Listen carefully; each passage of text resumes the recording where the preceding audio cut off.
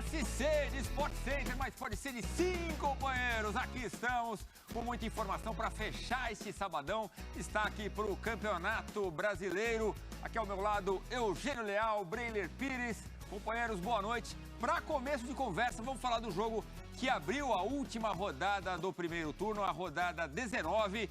São Paulo, mais um empate. 3-3 com o Goiás. O mesmo placar do último jogo contra o Internacional. São Paulo está fazendo jogos emocionantes, né? Não que a torcida esteja feliz. É o 11º empate do São Paulo em 19 jogos. Tudo bem, Eugênio? Boa noite. Tudo bem, Edu. Boa noite para você, Breiler, para os fãs de esportes. Olha, uma coisa a gente tem que dizer, o São Paulo corre atrás do resultado. Ele sai perdendo em casa, vai buscar a virada, volta, consegue no segundo tempo ainda virar para o segundo tempo na frente, mas aí toma um gol de empate e complica um pouco, né? A impressão que me deu, aliás, é uma impressão que os números confirmam, que o São Paulo tem muitas dificuldades físicas, porque os números do São Paulo no segundo tempo dos jogos são ruins. Hoje ele faz o gol, o 3-2, logo no início do segundo tempo, e o jogo ele vai diminuindo, até que o Goiás, no finalzinho já, consegue o 3-3. Na quarta-feira contra o Inter, ele esteve atrás o tempo inteiro no placar, foi buscar, mas quando ele consegue o 3-3, também ele para no jogo. Porque é um desgaste muito grande. Temos sempre que lembrar o enorme número de desfalques que esse time vem tendo no jogo após jogo. Isso atrapalha muito. É verdade que já diminuiu, né? Foram 6 desfalques do lado do São Paulo. Ainda é bastante coisa. E o torcedor São Paulino já estava comemorando a vitória no finalzinho. O Pedro Raul, bom jogador do Goiás, faz o gol. Aliás, ele é decisivo também no primeiro gol, né? O segundo é de uma boa jogada ensaiada do Goiás, Breiler. Um jogo animado, né? Isso a gente pode dizer. Boa noite. É isso, Edu. Boa noite para você, para o Eugênio, fã de esportes. Um jogo animado, mas que termina com um sabor bastante amargo para o São Paulo. É um primeiro turno, eu diria, decepcionante. Mesmo ponderando os desfalques que você e o Eugênio citaram do São Paulo, que são desfalques pesados, mas ainda assim, o São Paulo tem um grupo e tem futebol para ter terminado com uma campanha melhor. Menos de 50% de aproveitamento no campeonato. Um São Paulo que, além das dificuldades físicas devido aos desfalques, tem dificuldades emocionais, dificuldade de sustentar placares e até situações cômodas do jogo. Quando faz o 3-2 hoje, quando consegue virar, São Paulo poderia ter o jogo na mão e ainda assim vacilos da defesa. O Thiago Couto, mais uma vez, sofrendo gols em bolas defensáveis. Qual que você acha mais defensável? O segundo gol? O segundo gol, mais defensável. O terceiro não tem responsabilidade dele. Ali é um vacilo de marcação do São Paulo, que deixa o atacante do Goiás se antecipar. Mas eu vejo que o Thiago Couto poderia ter feito pelo menos uma defesa nos 2 primeiros gols. Talvez o Jandrei pegasse aquela. Fiquei pensando isso. Mas não dá para... Olha, e essa é uma boa jogada ensaiada do Goiás, né? Até o Jair Ventura comemora. Talvez o Jandrei tivesse pego. Exato, é uma bola... O bola... Couto é novo ainda, tá, né? Mas fez boas defesas até durante o jogo. E é ritmo de jogo também. Isso faz falta para um goleiro, pesa. Acredito até que mais do que a idade. O Thiago Couto já tem 23 anos. Esse lance revisado do Luciano, que acaba desperdiçando a penalidade. São Paulo, esse lance resume muito do que é o São Paulo na temporada. Um time que cria, um time que tem oportunidades, mas tem dificuldade de matar, tem dificuldade de fazer o dever de casa na hora das finalizações.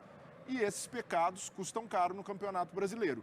Esses 11 empates, muitos deles são de fragilidades do São Paulo, fragilidades de um time que muitas vezes peca na hora de sustentar resultados ou até mesmo de abrir uma vantagem maior.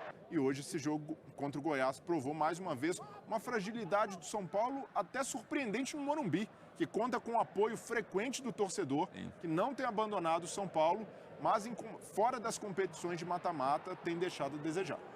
Tá aí o terceiro gol do Goiás. Lembrando que o Thiago Couto foi mal. Contra o Inter ele foi mal, claramente, né? Mas é isso, bolas que dessa vez a gente pode chamar de bolas defensáveis. Daqui a pouquinho eu quero que vocês comentem, viu, Eugênio, sobre a zaga do São Paulo. Muito jovem, né? Diego Costa e Luizão, mas qual a responsabilidade que talvez essa zaga tenha nesse resultado ou nesses recentes resultados? Antes, Vamos ouvir o autor de um dos gols do São Paulo, o Rodrigo Nestor, e também um dos zagueiros, o Diego Costa, falando aqui no Sport Center. O calendário do futebol brasileiro é isso daí, né? A gente vem jogando muitos jogos, tivemos perdas, mas acredito que a equipe soube lidar bem com essas perdas. Não, né? A gente quer sempre ganhar. Infelizmente a gente vem empatando aí dentro e fora de casa. Mas a gente vai evoluir, estamos trabalhando para isso e vai dar certo. Eu acho que estar em 3 competições como a gente está é difícil. A gente perdeu bastante jogadores com lesão. Eu acho que por mais que a gente se cuide bem, a sequência é muito pesada. Mas eu acho que tá perto do limite sim. A gente não vou colocar a culpa no cansaço pelo jogo que fizemos hoje, mas é bem desgastante sim. Mas também creio que é recuperar agora. A gente sabe que tem uma decisão na quinta-feira. Recuperar, ver o que dá para corrigir na semana até o jogo. Porque não dá para lamentar, a gente sabe que 3 competições são muito pesadas. E uma das 3, agora o São Paulo muda a chave, né, para a Copa do Brasil. Quinta-feira, São Paulo e América novamente no Morumbi, novamente um time verde, agora é mata-mata, o primeiro jogo das quartas de final. Eugênio, até que ponto essa zaga pode estar influenciando aí na falta de vitórias para o São Paulo? A defesa como um todo, né? O São Paulo tem uma carência no seu elenco que é de um bom meio-campista marcador. De fato, tem o Luan. Fora isso, os outros são adaptáveis àquela função ali. Nem o Gabriel Neves é, de fato, um meio-campista marcador. E ele vem jogando sem os seus principais zagueiros, né? Não tem Arboleda, não tem Miranda, não tem Léo. E isso por uma sequência de jogos, não foi hoje. Isso vai abalando. Aí soma a essa questão a ausência do goleiro. E aí é uma questão também de formatação de elenco. E eu acho o elenco do São Paulo um elenco com problemas, com lacunas a serem preenchidas. A do segundo goleiro é muito clara. Com todo respeito, o Thiago Couto, quando a gente fala com todo respeito, eu não tenho respeito. Mas vamos lá. O Thiago Couto é um profissional que não foi testado ainda. Então, ele não pode ser responsabilizado por entrar na fogueira e ter que resolver sem ritmo de jogo. A gente não sabe, ele pode vir a ser um grande goleiro, mas ele entra numa situação muito adversa para ele, de um time que é um time ofensivo, que gosta de jogar no ataque, que deixa espaços e toda hora a bola vai explodir lá em cima, e ele não está pronto hoje para isso.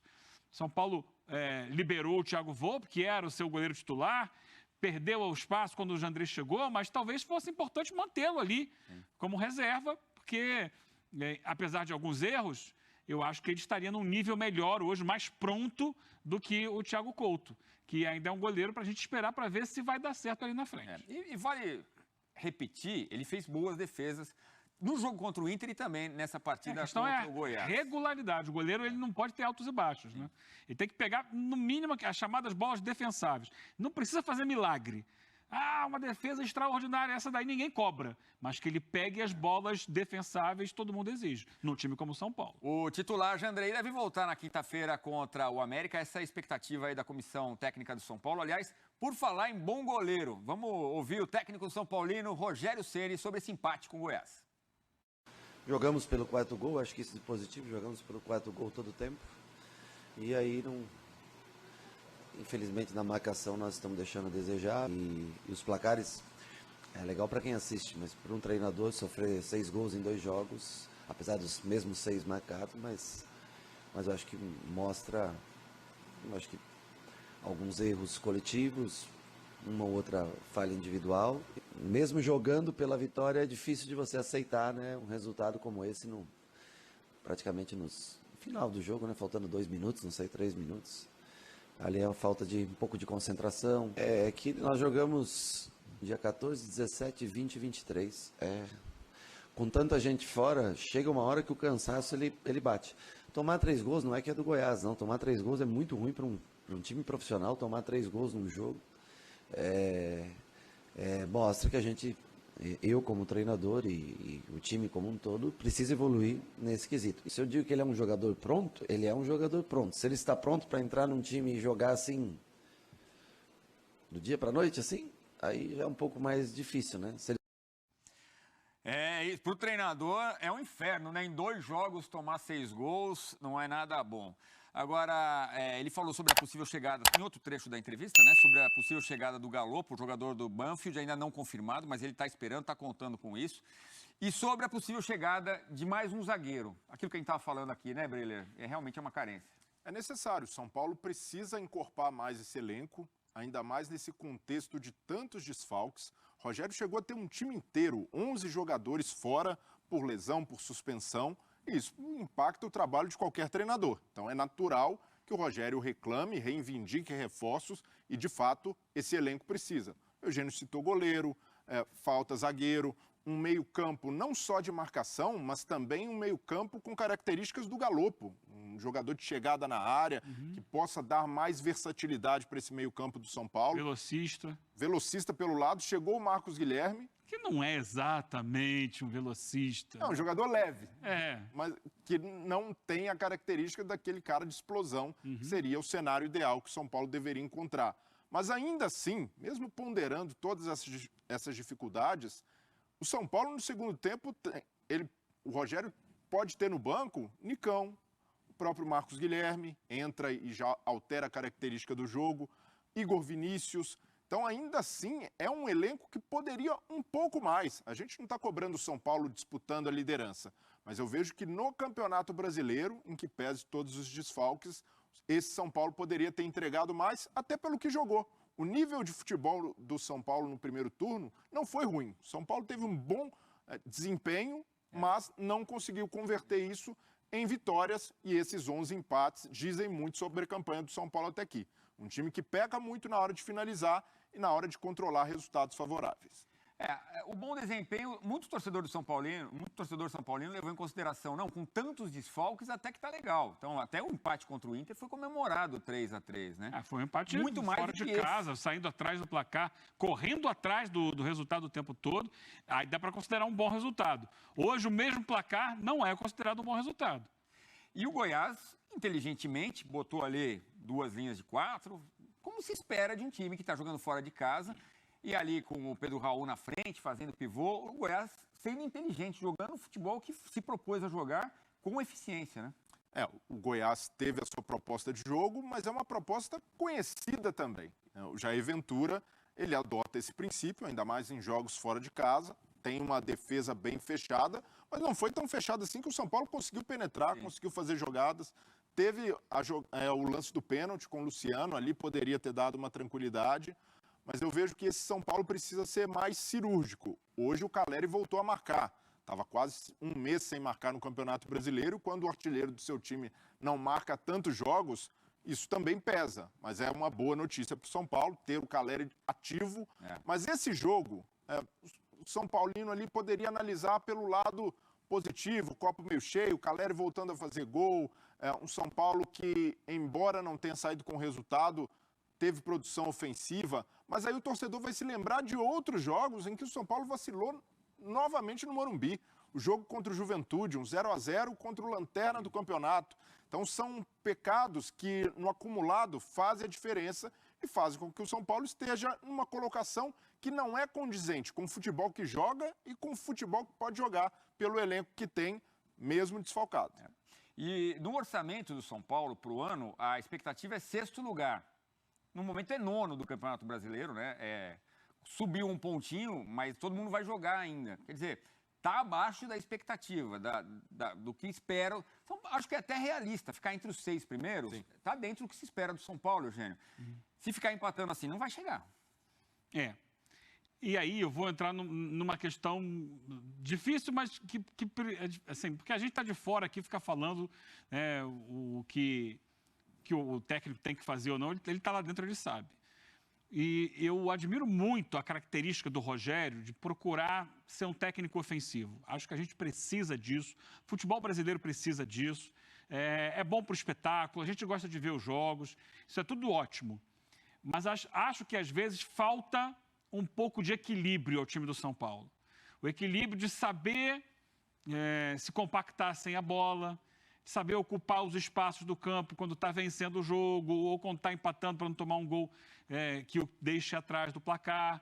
Falta um pouco de foco no momento defensivo. Porque a gente está falando do Goiás aqui, que é um time que ao longo do campeonato se notabilizou, inclusive nos últimos jogos até mudou um pouco isso, ele jogava num 5-4-1. Agora começa a esboçar um 4-4-2, já fez isso contra o Fluminense, hoje também, em alguns momentos. O primeiro gol do Goiás, o Goiás vem trocando passes. Vem trocando passes, chega pela esquerda ali Parece e que a constrói defesa o do gol. São Paulo não botou fé que dali sairia uma Não é um contra-ataque, não é uma bola parada, é uma jogada construída pelo Goiás. E o São Paulo está olhando. Ah, não, está início do jogo, estou no Morumbi, não, o Goiás não vai... Aí já sai atrás, já exige do São Paulo um esforço a mais no primeiro tempo, ele vira o jogo, sofre o empate de novo. Aí, mérito do Jair Ventura, porque, como você falou, para mim é uma jogada de saída brilhante. Aí tem a chance do pênalti. Tem a chance do pênalti. Perde o pênalti, mas consegue retomar a liderança do jogo. Quando ele faz tanto esforço para tudo isso, que acaba o gás. Eu entendo que o São Paulo tem sido um time que, e se a gente pegar a estatística, eu não tenho aqui o número exato, mas o São Paulo é um time que faz mais gols no primeiro tempo do que no segundo, o que é o contrário de todo o resto do campeonato. Então, às vezes, dosar um pouco a energia, não corre tanto agora. Né? Olha a jogada do primeiro gol que a gente falava, ó. O pessoal fica só secando, né? Só seca. Mas essa jogada começa lá no campo de defesa do Goiás. É uma troca de passes e eles vão avançando, sem que o São Paulo morda para recuperar a bola. São Paulo não tem essa característica de ser um time que se recompõe defensivamente com eficiência. E por isso ele sofre tantos gols. Bom, a expectativa é que evoluir nesse aspecto. Sem dúvida. A expectativa é que o cenário mude nos mata-matas, né? Começando na Copa do Brasil contra o América nesta quinta-feira. Depois tem o Ceará na Copa Sul-Americana. Aí pode equilibrar até financeiramente. Sim.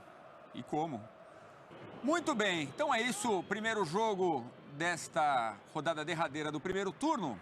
3-3 entre São Paulo e Goiás.